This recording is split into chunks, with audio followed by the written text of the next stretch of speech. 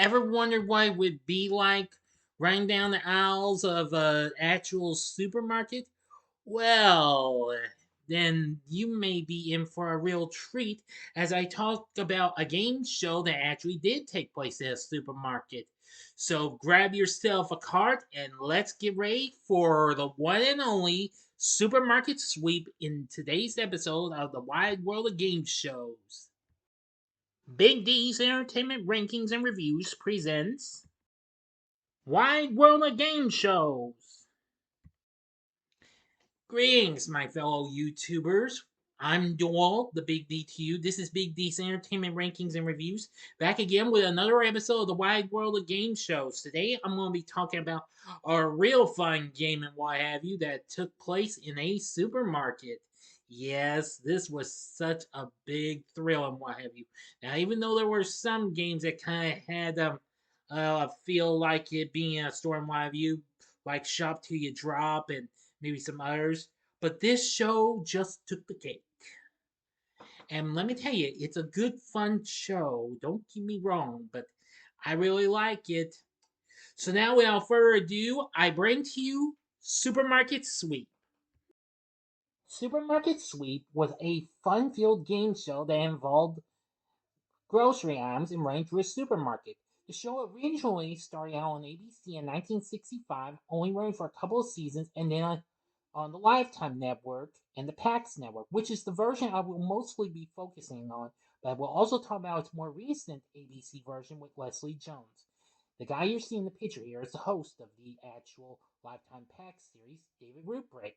The show was produced by Talent Associates for its original run, and then Al Howard Productions for the Lifetime and PAX runs, and now, of course, Fremantle Media. Well, the format of the game combines an ordinary team based quiz show with a novel concept of a live timed race through a supermarket. In the timed race, cameras follow the teams with shopping carts through a large vacated supermarket with several aisles. The value of items thrown into the cart determining the winning team. The show was created by Al Howard, who, of course, his production company produced the Lifetime and PAX run. Now then, when it originally came on ABC in the 60s, it was broadcast from food fair supermarkets mostly around New York City. Let's see here. And Bill Malone was the host of the show. Now, I've never actually seen much of the actual series, to be honest, because it's very rare and what have you. In that series, three teams competed. Each team began with a base time of 1 minute and 30 seconds. In the first round, one contestant from each team was shown a grocery item and asked to guess its retail price. The team who came the closest won the item, and an additional 15 seconds were added to their time. Four items were shown. In the second round, the contestant from each team who did not play the first round went on a shopping spree through the market using the time accumulated. Bonus items worth $10 to $100 were also spread throughout the store, and all teams kept every item they picked up. With the team with the highest selling groceries, bonus prizes, and other items winning the right to return to the show and play in the next game. Teams remain on the show until they were defeated or until they reached the wings cap of $20,000. Now, of course, that was for the original series, which I've never seen. Now, as I've said already, I'm going to focus on the one I'm familiar with, the Lifetime PAX version. The show returned on the women's channel Lifetime in 1990, where it did have better success and what have you. It ran for 5 seasons, and they had now before I get let me go on from back to the 60s. Now they had different announcers. First up was Wally King for the first season and Richard Hayes for the second season. The hosts for the Lifetime and PAX versions were David Ruprecht, who was well known for appearing in various commercials and TV shows. Now, I've seen him on a few TV shows, most notably Small Wonder, Webster, and Punky Brewster. He's been on several other shows as well. He also helped in writing as well, as a matter of fact. The announcer was originally Johnny Gilbert, who, of course, was already still popular being the announcer of Jeopardy! He also announced for The Pyramid and Chain Reaction and others. And then for all Lifetime's run, and just a wee bit of the PAX version, and Randy West took over for the rest of the run. The show came back on ABC in 2020, hosted by Leslie Jones, who appeared in numerous films and TV shows, and Tahir Moore was the announcer. All right, now let's get into the gameplay. The gameplay of the Lifetime PAX version of the series consisted of 3 segments: the question round, big sweep, and bonus sweep. The game was played between the 3 teams of 2 related individuals, such as a parent and child, spouses, siblings, or best friends, initially called to play by an object they were holding. 3 new pairs of contestants appeared in each episode. Some contestants on earlier episodes later appeared in various tournaments. Now, in the 2020 format, largely mirrored the format from 1990, but it ran for an hour long, consisting of 2 complete games with 3 new teams per game. Now, in the question round, similar to the original version, all 3 teams started with a base time of 1 minute and 30 seconds. In 2020's reboot, the base time was increased to 2 minutes. Through a series of 3 rounds, contestants were asked a series of questions, usually centered around knowledge of products found in a grocery store. Each correct answer added 10 seconds to a team time's bank.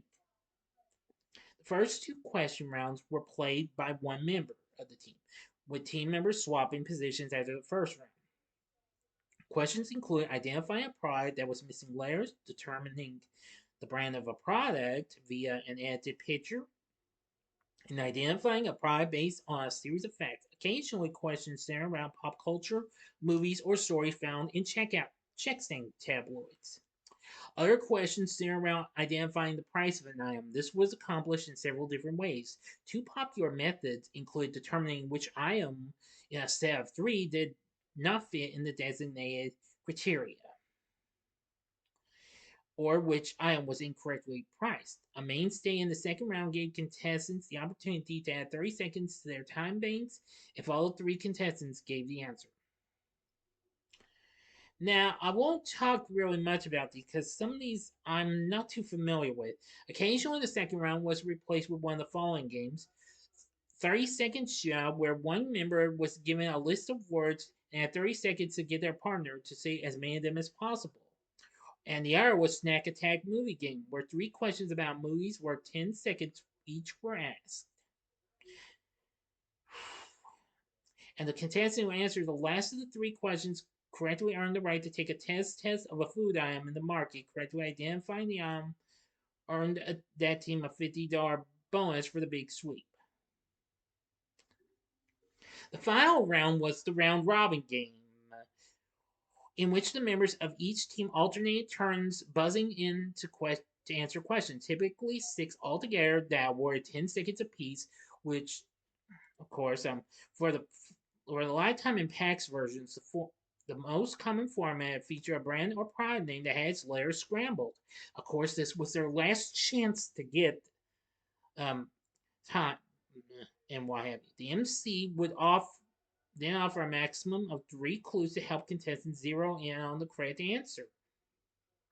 On some of the episodes of the Lifetime version, an alternate format was used that omitted the word scramble. Instead, the host would offer 5 clues. In the 2020 version, it used the same pool of mini games for the round robin as the previous 2 rounds. Beginning in 1991, a mini sweep was played at the beginning of the first round. A toss-up question using a rhyming couplet was asked with a particular product as the answer. The team that correctly answered the question earned 10 seconds as well as a chance for one team member to run to the market to retrieve a package of that product marked with the Supermarket Sweep logo. The product was returned within the 30-second time limit. The team won $50 towards their sweep total. The team won no bonus if they failed to find it, return it after the timeout, or return an incorrect item or unmarked package. In 1992, the bonus was doubled to $100 if a product was brought back within 20 seconds. In 1993, a second mini sweep was added to the beginning of the second round. But this was later discontinued as a regular feature, but occasionally was used during special weeks on the PAX version, which of course PAX of course is now Ion Television. In the 2020 version, the mini sweep consisted of a clue re- to all three teams. Instead of buzzing in, the teams discussed the clue and each sent one member into the market to find the correct item. The first person to bring it back won $250 in 10 seconds for their team. Next up was the big sweep, which I know Ruprecht really liked if contestants were maybe close to about had times close to each other in one of you, maybe by 10 seconds or so, or had the same amount of times. Yeah, it was the chance for the teams to run throughout the supermarket and take products from the shelves with the seconds they had earned in the front game. One contestant from each team was designated as the runner, with the job of collecting items in the shopping cart, and the teams were assigned numbers based on their accumulated time, one for the most, two for the second most, three for the least. The clock for the big sweep was set to the leading time, and it started when Team 1 was sent to the market. Teams 2 and 3 were sent in when the clock displayed their respective times. If any of the teams were tied, they were sent into the market at the same time.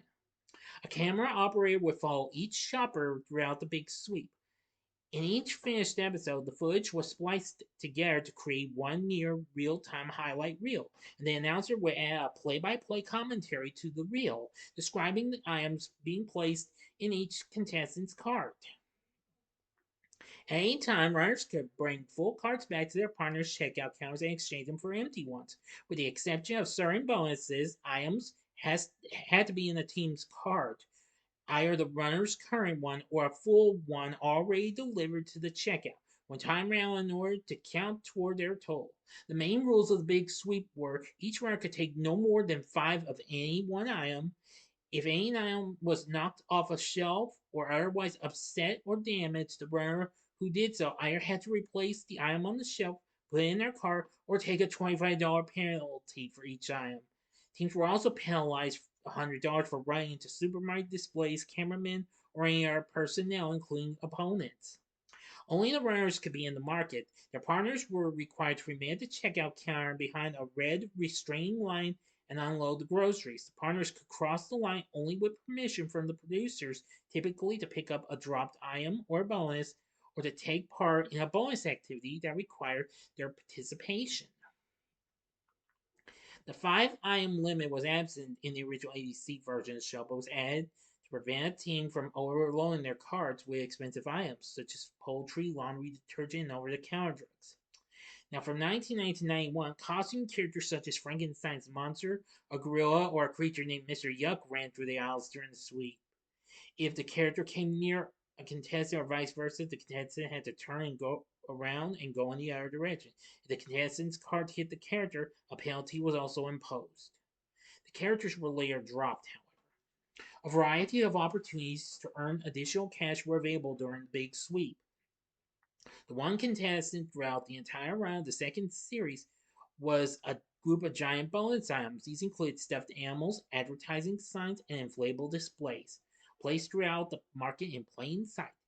Attached to each of these items was a peel off sticker that concealed a value of either 50, 100, or $200. In 1993, a fourth bonus valued $250, dubbed the Super Bonus, was added. Episodes of the Twin Car Giveaway tournament that took place in 1994 and a $300 bonus, dubbed the Super Bonus, replacing the $50 bonus. Each runner could only take one bonus, and its value was added to the team's total only if it was returned to the checkout counter before the time limit ran out.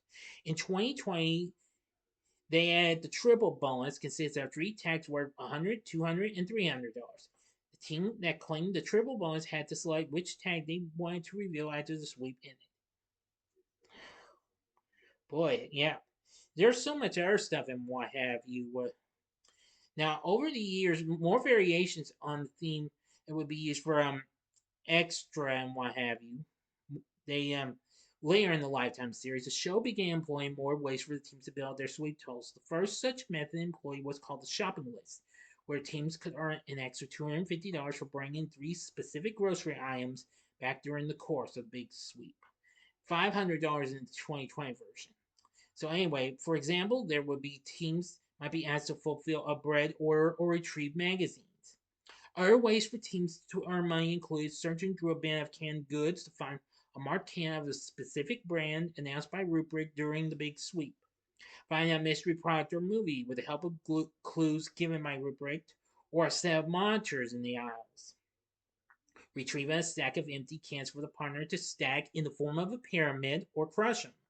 Grinding a bag of coffee beans. Weighing and bagging $1 worth of self-serve candy as shown on a digital scale with a 2-cent margin of error. Making a sandwich using every ingredient on a table. And finding a token by popping balloons or emptying bags of popcorn. Now, the following bonuses were introduced in the 2020 version: requesting an item from a staff member or placing an order, then waiting for it to be delivered or prepared. Finding a golden can in a specified aisle announced on the loudspeaker. Finding a cup tagged with the contestant's name at the in store coffee bar. And a triple bonus item with 3 stickers, as I've mentioned. Anyway, now teams receive money for these tests only if they were completing the manner specified by the host before the time ran out. Once time expired, the runners had to stop whatever they were doing and return to the checkout counters. All of the products were scanned while the show took a final commercial break. Grand totals were soon revealed, beginning with Team 3 and ending with Team 1. Each team's groceries were tallied, and any bonuses or penalties were applied to determine the final totals. The team with the highest score on their big sweep would advance to the bonus sweep. The other teams received parting gifts. Sweep totals included cents from 1990 to 1981, but were subsequently rounded to the nearest dollar, with cents only used to break ties. Now, for the bonus sweep or super sweep, during Rubric's tenure as host, the bonus round was called the bonus sweep. The winning team had a minute, 60 seconds, to win $5,000 by finding 3 particular items in succession. Rupert read a clue to lead the team to the identity of the first item, and the clock started immediately afterwards they ran to the market. The correct item was tagged with a large circular token bearing the show's logo and a clue for a second item to be found. The item in turn had a clue for a third item, which had a bundle of $5,000 in cash behind it. In order to win, the team had to find all 3 items and have their hands on that money before the time ran out. If they fell short, they received $200 for each item they had found. Originally, the team found the final product in the 5,000 before either of the other two. They automatically forfeited the bonus round. However, starting in '92, this was changed so that an overhead announcement was made reminding the team to find the first 2 products, then return to the third product and claim the cash. The first prize, other than $5,000 offered on the show, was a trip to Paris given out as part of Gourmet Week in '92. During the twin card giveaway tournament, rather than $5,000, the prize, as indicated by the tournament's name, was a pair of Geo Tracker Mini SUVs worth over $25,000. During the PAX run, cruises would occasionally be awarded, and bonus rounds were not played in those shows. Rather, the players' totals would be collected for the first 3 weeks of the tournament, and during the fourth week, the 3 teams with the highest amount would compete again, and at the end of the fourth week, the team with the highest total at the end of the show would win the prize offered, as well as all of the cash they had amassed during their time on the show. The bonus round was retitled the Super Sweep in 2020. The initial rules and time limit were the same, but the prize finding for all 3 items was $25,000. Instead of a bundle of cash, the third item had a sealed envelope hidden behind it. The team had to decide whether to cash out, ending the round and keeping that money, or trade for an additional 20 seconds on the clock to find the fourth item worth $50,000 and tag with another envelope. If successful, they could either cash out or trade the money for another 15 seconds to find the fifth and final item worth $100,000 and tagged with an oversized gold bill in that amount. The team chose to continue the round after finding the third or fourth item. The clock restarted as soon as they opened the envelope containing the next clue. If the time ran out at any point, the team won nothing beyond their big sweep total. From 2021 to the show's ending, the team was given 90 seconds to find the 5 items, each of which increased their bonus sweep winnings. We found 5,000, 10,000, 25,000, 50,000, and $100,000. If the time ran out, the team won the money for the last item found in addition to their big sweep total. And that's that. Well, after its run on into after only 2 seasons were produced for ABC with Leslie Jones, the show got shelved indefinitely. Which was a shame though. I liked it. Anyway, now Lifetime ran Supermarket Sweep from 1990 to 1995 originally until the show came to an end. and But it continued in reruns until April of 2000. Well, and no, wait, no, and then no, take that back. Until 1998, and then it resumed production in 2000 on the PAX network. Now, currently, more recently, this show has been showing on the Buzzer network, but I haven't seen on the schedule since last year. It may not be on there anymore. It may have been laid to rest for a while. However, there is a way you can see it. There's Ed Fremantle, who of course currently now owns the show, has a 24-hour channel featuring various episodes from the run of both Lifetime and PAX revivals.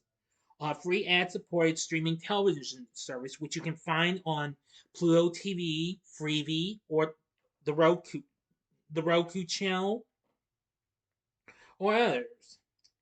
Anyway, now during its original ABC run in the 60s, there was actually a board game and in 66 by Milton Bradley. And then there was a board game of the 2020 version manufactured by Imagination Gaming.